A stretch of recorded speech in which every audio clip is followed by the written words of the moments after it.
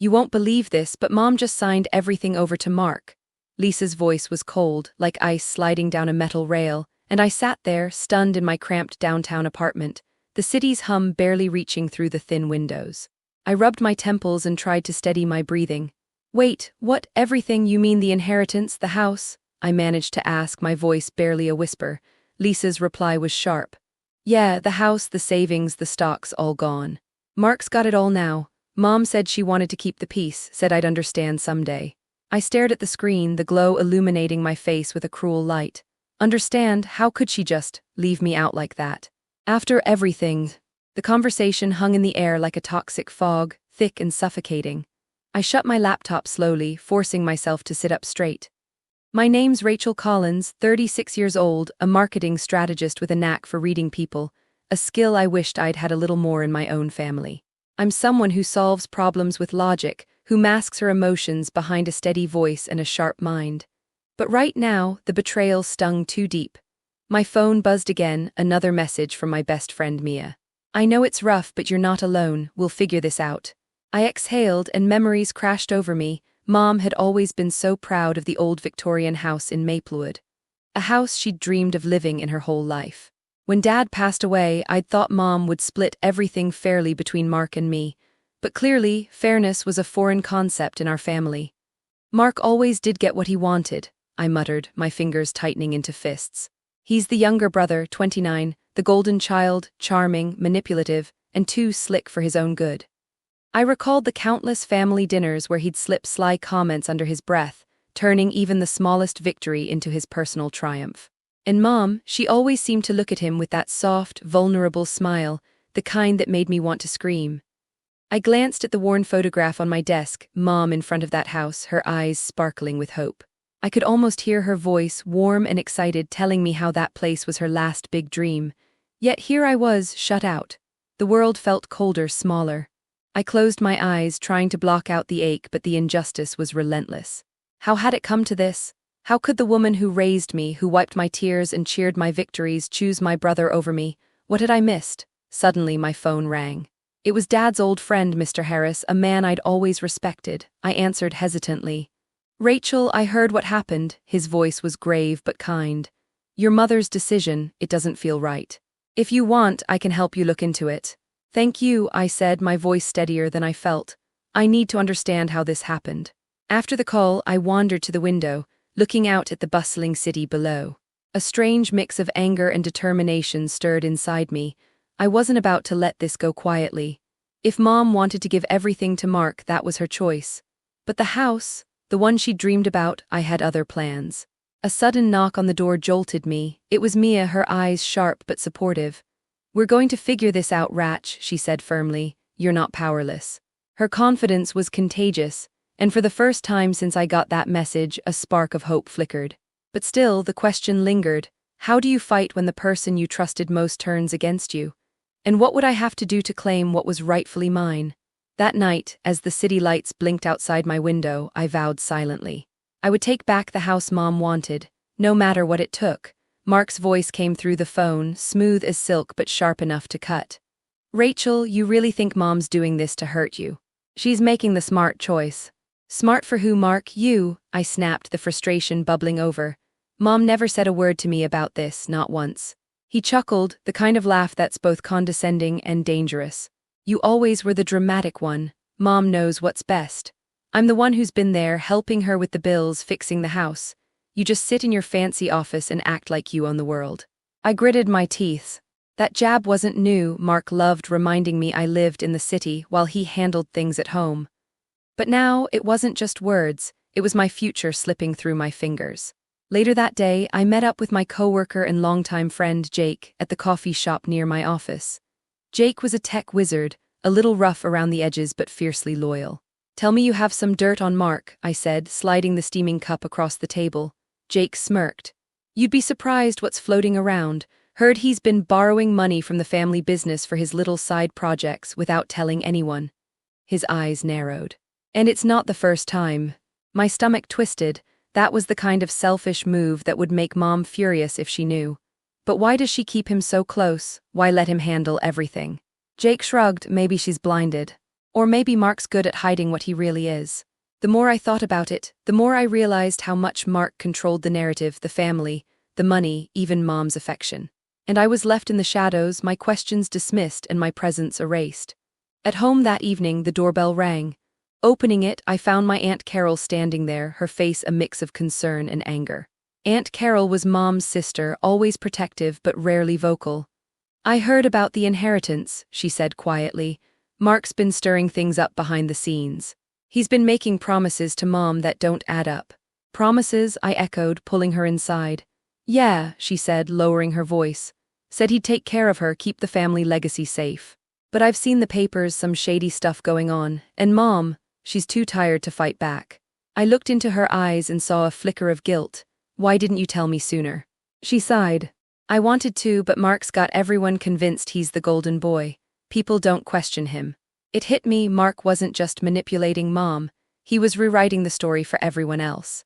The house, the savings, the trust, all weapons in his hands.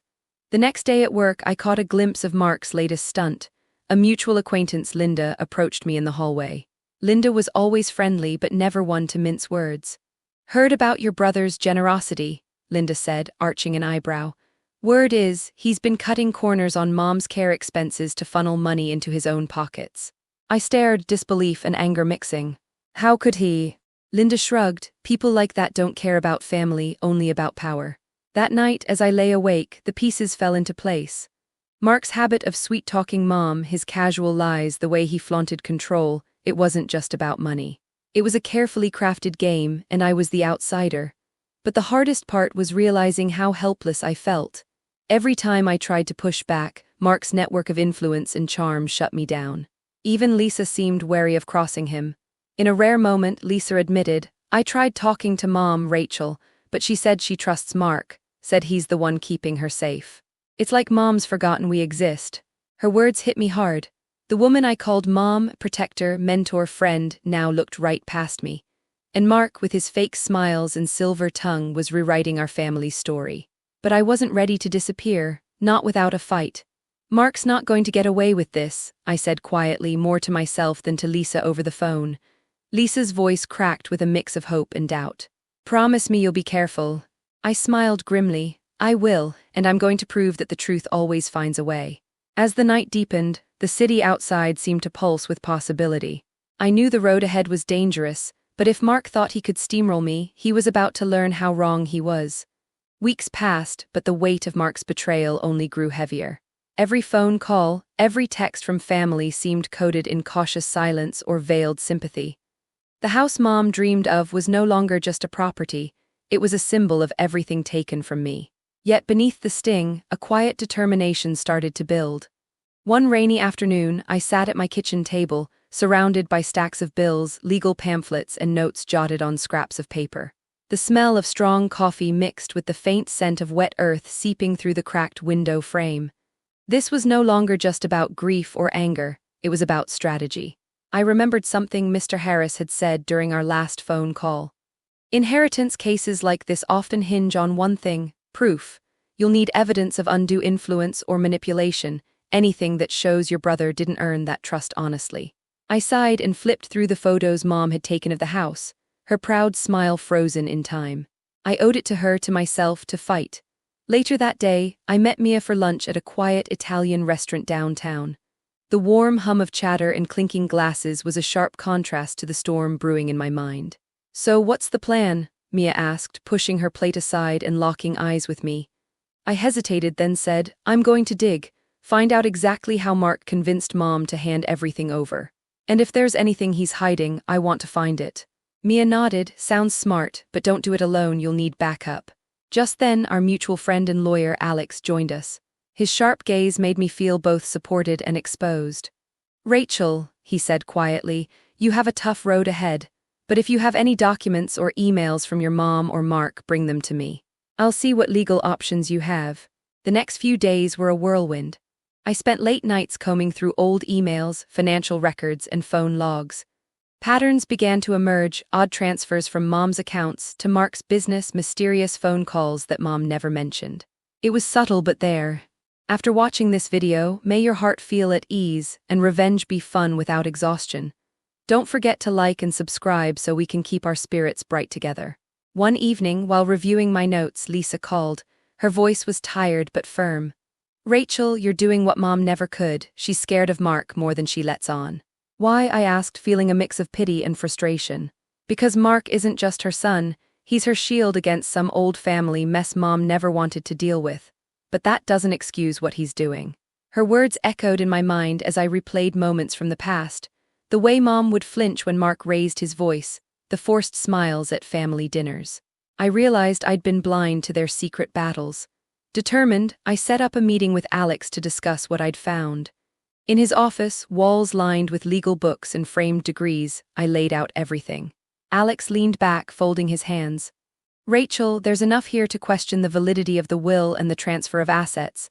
But we'll need more witnesses, proof of coercion, anything that shows your brother exploited your mother's trust. I nodded. I understand, but I can't confront this head-on yet. Mark's too powerful right now. Alex smiled faintly. That's why we'll use patience and precision. You're already ahead by knowing the facts. In the weeks that followed, I quietly reached out to Aunt Carol and Linda again. Together, we started piecing together a picture of Mark's behavior, his manipulations, half-truths, and how he'd isolated Mom from the rest of us. It wasn't just money, it was control. One afternoon, Aunt Carol handed me a thick envelope. These are letters Mom wrote to me but never sent. They're full of doubt, fear, and pleas for help. I opened the first one carefully. Mom's handwriting trembled on the page. I don't know how to stand up to Mark anymore. He's always there, watching, waiting for me to slip. I'm so tired. Reading those words, I felt a fierce protectiveness ignite inside me. Mom had been trapped and I was going to set her free, even if it was too late for her to fight herself. But with every step forward, the stakes rose. Mark's shadow stretched further than I realized. At work, I noticed strange glances and whispers. Friends who once supported me now seemed hesitant. Even Mia warned me, people around him don't just disappear, they get silenced. Despite the fear, I kept pushing. I arranged a secret meeting with Linda, who was willing to testify if needed. Rachel, Linda said quietly, I've kept a record of every time Mark lied to Mom or twisted the truth. It's all here. She slid a small notebook across the table. Each page detailed conversations, promises broken, and moments when Mark's mask slipped. Holding that notebook, I realized the fight wasn't just for the house. It was for truth, for justice, for the future Mom had dreamed of. Late that night, alone in my apartment, I looked out at the city lights. The weight of the past pressed on me, but so did a new clarity. Mark had underestimated me. I wasn't just the sister who got left behind, I was a force to be reckoned with. The question lingering in the back of my mind was no longer if I could win, but how far I was willing to go. I knew I had to move carefully. The more I uncovered about Mark, the more I understood the risks. One wrong step and everything could collapse. But sitting still wasn't an option anymore. Mom's house, her legacy, and the truth were all hanging in the balance. It was time for a plan. That weekend, I met with Jake and Alex at a small cafe, their faces serious but ready. Jake had dug up more dirt. Contracts Mark had signed under questionable circumstances, emails where he pushed Mom into quick decisions, and even text messages showing subtle threats masked as concern. Alex sipped his coffee thoughtfully. This is the kind of evidence we can use to challenge the inheritance legally. It's all about showing undue influence, proof that your brother manipulated your mother. Jake leaned in, smirking slightly. And don't worry, Rachel, we're going to make sure Mark's smug little grin fades. His sarcasm lightened the tension for a moment, and I allowed myself a small, bitter smile. The first step was to confront Mark directly, but on my terms. I scheduled a meeting at the family lawyer's office, neutral ground with witnesses. When I arrived, Mark was already there, looking as polished and confident as ever. He gave me a thin smile that didn't reach his eyes. Well, Rachel, he said, voice dripping with false warmth, to what do I owe the pleasure? I held his gaze steadily. I want to talk about Mom's will. Mark laughed softly. You mean the decision she made? I don't see what there is to discuss. I think you underestimated me, I said calmly, sliding a thick folder across the table. These are copies of documents, emails, and testimonies. Evidence that you pressured Mom. His eyes flickered briefly, the first crack in his armor. You think this changes anything? Mark said, voice low, but I could hear the edge of panic. Mom trusted me. Or maybe she was afraid of you, I replied. Alex, sitting beside me, added, We're prepared to take this to court if necessary. Mark's face tightened, but he masked his frustration. You're playing a dangerous game. I leaned forward, voice sharp. The game's been dangerous for Mom since you took control. Leaving that meeting, I felt a surge of power. Mark was rattled and I had proof. But I knew he wouldn't back down without a fight. The next days were a whirlwind. Mark tried to undermine me, calling my office, spreading rumors. At one point, he showed up uninvited at my apartment, a smarmy grin plastered on his face. Still trying to steal what's mine, he sneered. I didn't flinch. What's yours, a house Mom barely lived in? No, Mark, that house belongs to her memory and soon it'll belong to me. He laughed, but it was hollow. You really think you can win? I smirked. I'm already winning. With each step, I stayed one move ahead. Jake set up systems to monitor Mark's financial activities, and Alex drafted legal documents to prepare for the inevitable court battles. One afternoon, Mia and I sat in my living room, surrounded by files and laptops. I can't believe how far you've come, Mia said, shaking her head in admiration. You're like a chess master. I laughed, but it was tinged with exhaustion. It's more like a war of attrition, but I refused to lose. Then came the moment I had been waiting for. At a small gathering of family, friends, and neighbors, I discreetly shared the evidence I'd collected. Documents that showed Mark's lies, financial misdeeds, and the way he manipulated Mom's decisions. The reactions were priceless. Mrs. Hargrove, the elderly neighbor who'd always admired Mom, gasped, clutching her pearls. I never thought Mark could be so cruel. One of Mom's old friends whispered, he's been fooling us all. Mark's face went pale, and for once the arrogant mask slipped. I caught the flicker of fear in his eyes. Back at home, I allowed myself a quiet moment of satisfaction. Revenge wasn't about destruction, it was about justice, intelligent, deliberate, and undeniable. But as I sipped my tea, my phone buzzed with a new message from an unknown number. Watch your back, Rachel. The words sent a chill down my spine. Mark wasn't finished yet. The message shook me more than I wanted to admit. Watch your back, Rachel. Simple words, but heavy with menace. I stared at the screen, heart pounding, mind racing. Mark's desperation was becoming dangerous. I called Alex immediately. We need to escalate this. I want full protection, and I want everything ready to go. Court filings, witness statements, the whole package. Alex's voice was steady but serious. I've already started drafting a motion to freeze Mark's access to any of Mom's remaining assets. We can't let him move money or hide anything. That night, as I sat in my apartment, lights dimmed, the city's distant sirens underscored the tension. I knew Mark had hit a new level, and the legal battle was no longer just about money. It was about safety and control. The day of the hearing arrived. The courthouse was imposing, the marble floors cold beneath my feet. I wore a tailored suit, trying to project the calm and confidence I didn't always feel inside. Alex stood beside me, papers in hand, while Jake lingered near the back, ready to support. The courtroom buzzed quietly as the judge entered. Mark was there too, smug as ever, flanked by his expensive lawyer and a few family supporters. When the judge called the session to order, Alex began presenting the case.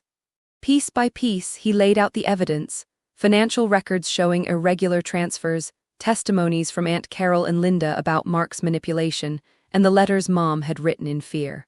Mark's lawyer tried to counter with vague denials and claims of good intentions, but Alex's arguments were sharp and unyielding. At one point, Alex leaned forward and addressed the court directly. Your Honor, the evidence reveals a pattern of undue influence that compromised my client's mother's ability to make free and informed decisions.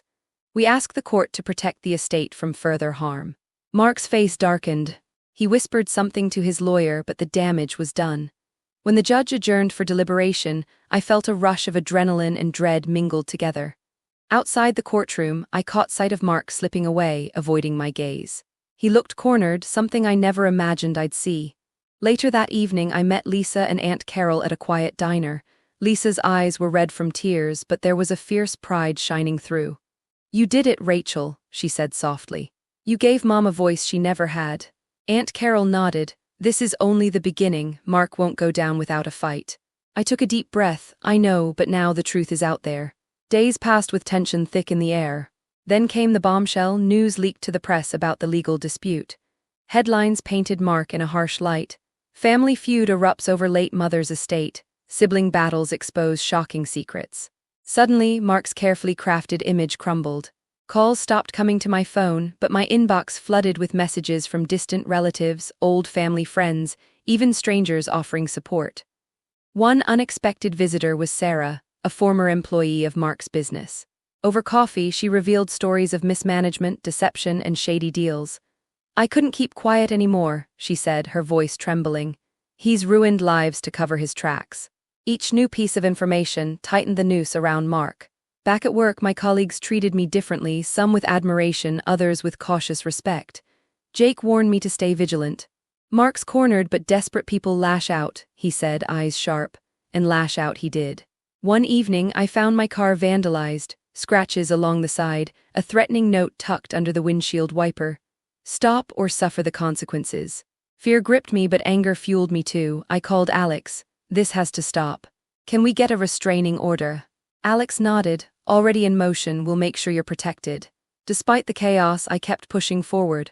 I attended every hearing, presented every piece of evidence, and refused to let Mark intimidate me. At one hearing, Mark's lawyer snapped, "Your Honor, this is a witch hunt. There's no proof of wrongdoing, only baseless accusations."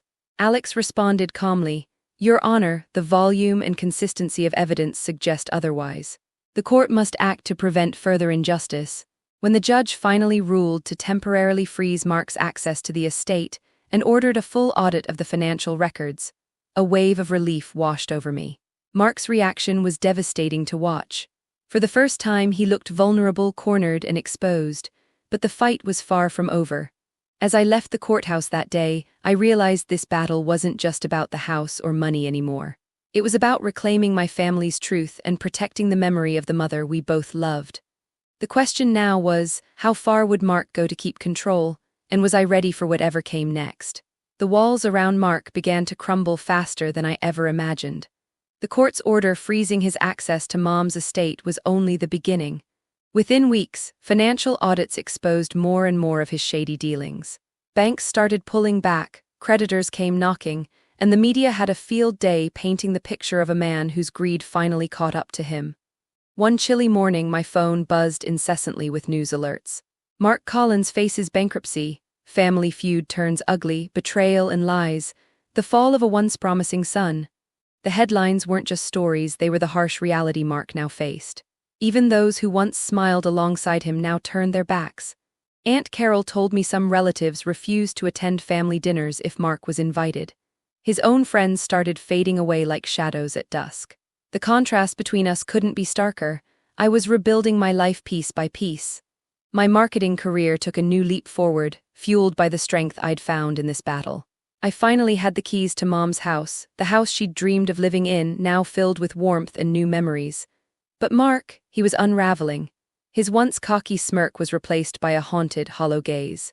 Rumors swirled that he'd lost his job, was drowning under mountains of debt, and facing investigations that stretched beyond just the estate fight. Lisa called me one afternoon, her voice barely steady. "I ran into Mark at the supermarket today. He looked broken, tried to say something, but all I saw was regret or maybe something worse, desperation." I closed my eyes and exhaled deeply. Regret is a start, but it won't undo the damage he's caused. Despite losing everything, Mark stubbornly clung to denial. Lisa said he still spun tales about being the victim, blaming everyone but himself.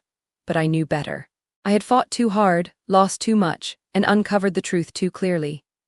The ultimate blow came when the estate's trustee, a respected figure in our community, publicly condemned Mark's reckless management and announced plans to seize and liquidate his personal assets to recover the missing funds.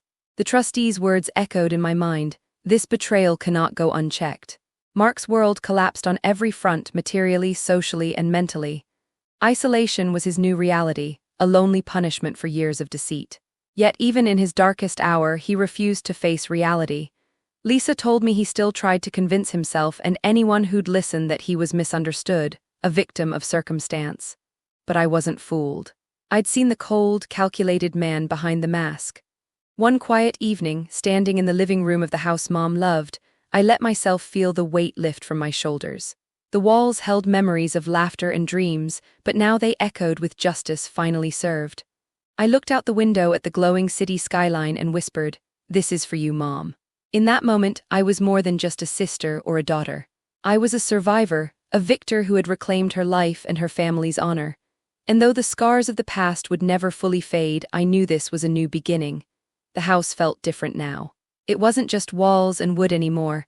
It was a sanctuary rebuilt from broken trust and stolen dreams. As I walked through each room, I could almost hear Mom's voice, whispering encouragement, telling me to keep going. The memories were bittersweet, but they no longer weighed me down. Instead, they became the foundation for something new, something stronger. After the court battles and late-night meetings, life settled into a rhythm I hadn't known for years. I found myself invited back into the family circle, not as the forgotten daughter, but as the woman who stood her ground and fought for what was right. Aunt Carol hugged me one afternoon, her eyes shining with pride and gratitude. "You've brought honor back to our family," she said softly, her words wrapping around me like a warm blanket. Lisa and I began rebuilding bridges, even with some of Mark's former allies, people who had admired his charm but now saw the truth in my perseverance. Mia started a community group focused on supporting people caught in inheritance disputes, inspired by our story. Together, we created a network of strength and hope, turning private pain into collective healing. One evening, sitting quietly on the porch with a warm cup of tea, I pulled out a small box Mom had left me. Inside was a delicate silver locket engraved with the words, "Strength through love." I held it close, feeling her presence more than ever. It was a reminder that even when life breaks you, love can rebuild you. Life wasn't perfect. There were still difficult days, shadows of the past that lingered, but I was no longer defined by those scars.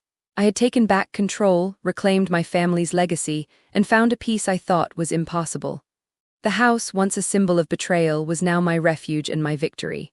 As the sun dipped below the horizon, painting the sky in soft hues of gold and pink, I felt a profound truth settle deep within me. Strength isn't about never falling. It's about rising every time you do, carrying the lessons and love forward. I whispered into the fading light, "This is just the beginning." And with that, I stepped forward, ready to face whatever came next, stronger and more certain than ever before.